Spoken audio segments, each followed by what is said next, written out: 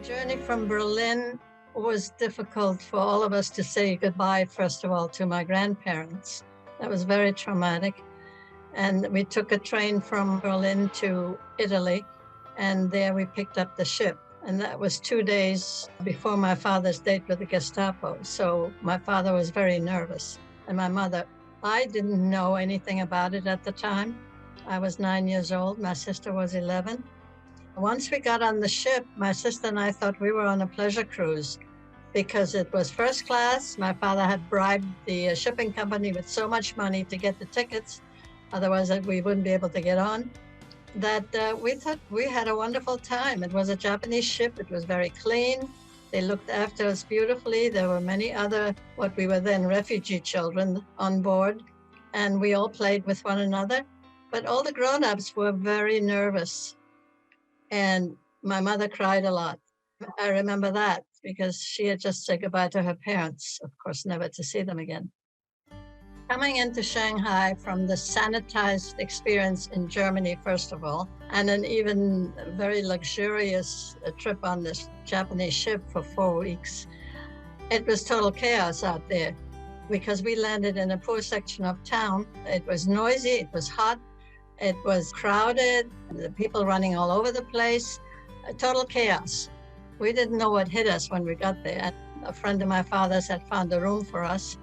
And then we didn't have a kitchen or anything. So we went to the relief organizations that were there helping us at the time, American and also some local Jewish and Russian organizations. I called my mother and I said, I'm going out with this crazy Russian. I can't tell you what his name is. I can't pronounce it. She said, be very careful. I'll wait up for you, she says. But anyway, 2 weeks later, we got engaged, and 2 months later, we got married.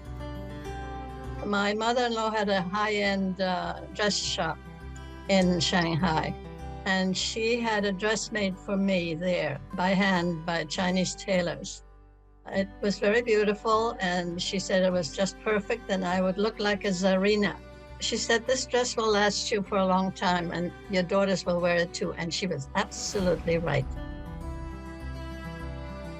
First, we went to Australia for 3 years in 1950, because we had to leave Shanghai then, and everybody had to leave. All my life, I wanted to come to America, and we finally engineered that with the help of my sister, who had gotten there before us, and who helped get somebody to guarantee for us. And we got to America in 1953. And we landed at the airport in New York after a long, difficult journey. So we were standing around there. We didn't have any money. We had these 2 babies there. Everybody's tired. And a stranger came up to us and he said, are you new in this country? And we said, yes, we're immigrants and we want to make this our country. We've been waiting for this for a long time. And so he got us each a bottle of Coca-Cola, and said, welcome to America.